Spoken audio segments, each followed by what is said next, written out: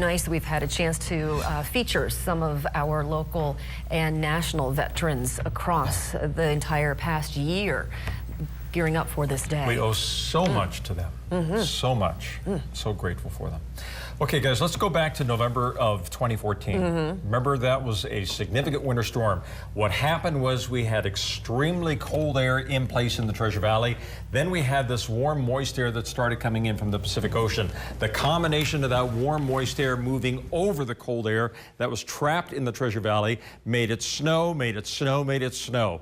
This is a fairly similar situation, only with the exception that the cold air isn't going to be trapped. We're going to finally start mixing out or pushing out the cold air by tomorrow evening, which adds a level of complexity to this forecast that's going to be very interesting. I'll share that with you here in just a second. First of all, time-lapse video. You can see bright and early this morning how we had some fog that was trapped right here in the Treasure Valley as that cold air was in place. Now, as we went through the day, the fog starts breaking up. We're seeing a little bit of cloud cover coming in from the south. Now, that is the leading edge of the storm that's going to be affecting us through the day tomorrow, and then we're going to continue to see wave after wave of moisture that's going to be moving in across much of the Pacific Northwest and impacting much of Idaho in the days to come as well.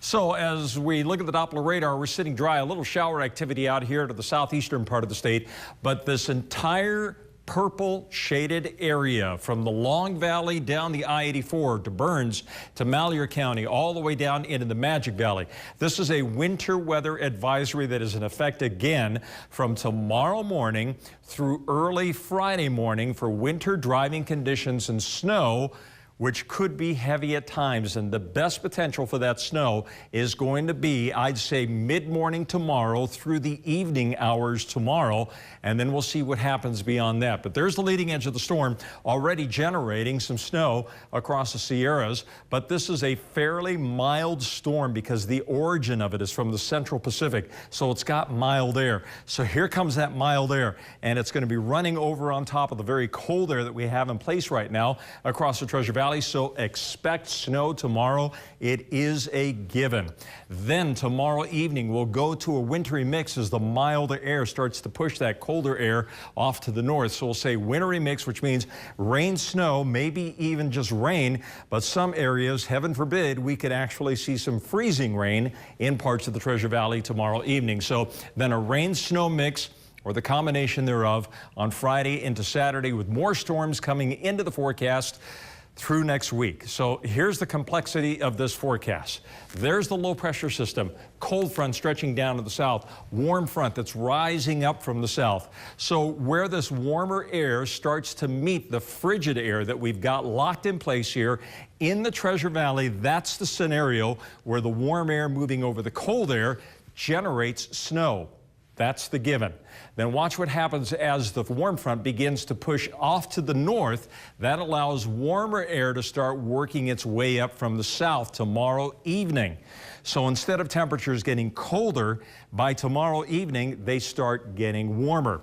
That's when we start seeing that snow changing over to that wintry mix tomorrow night into the early morning hours on Friday. Again, I emphasize, will it be a rain-snow mix? Will it be rain in the Treasure Valley? Or could it be freezing rain?